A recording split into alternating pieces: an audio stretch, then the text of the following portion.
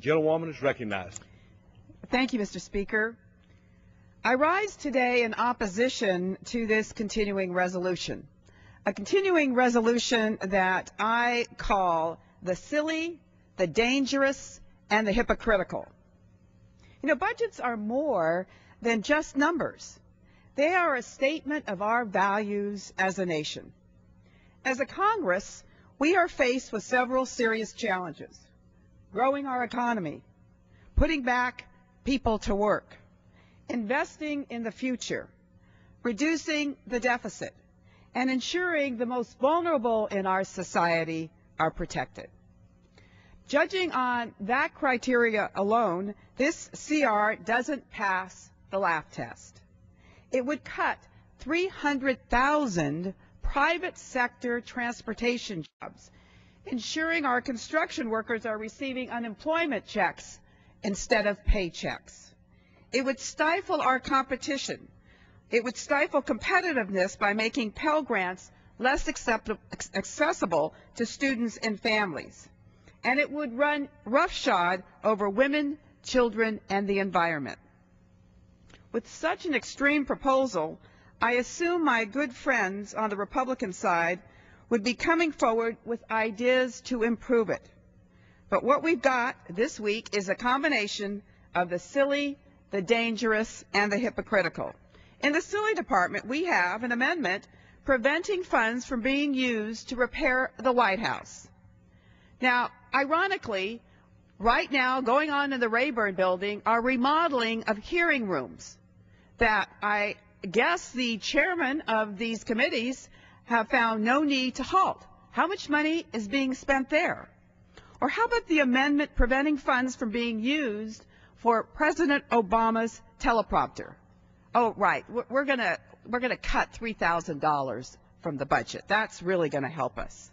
You know, I'd expect this sort of hyper-partisanship on cable TV, but not in a budget debate. Under dangerous, we have several provisions gutting environmental protection, rolling back EPA regulations on clean air and clean water, and reducing our investment in clean energy, making America even more dependent on foreign oil. Well, how many more solar panels do we want manufactured in China? How about the amendment undermining a third-party testing requirement at the Consumer Product Safety Commission? Great.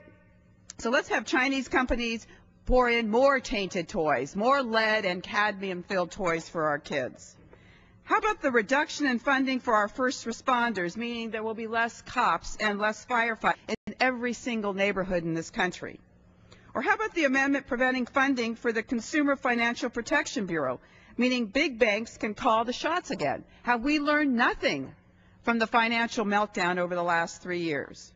Or how about the unprecedented attack on women's reproductive health, which will result in more unplanned pregnancies and more abortions, not less?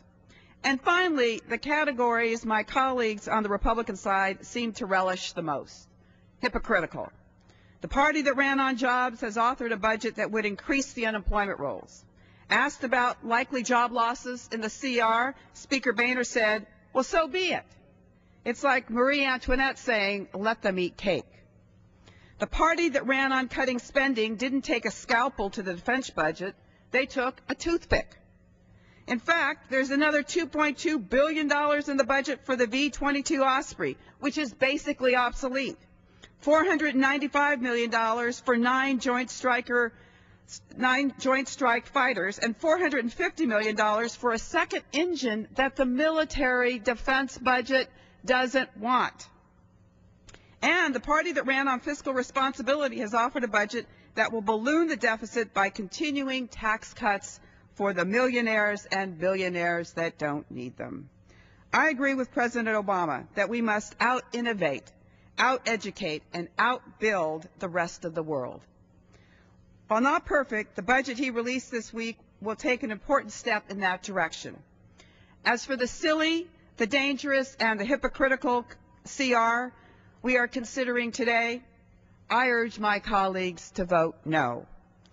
Budgeting is a serious process, and what we're doing this week is unserious at least. I yield back.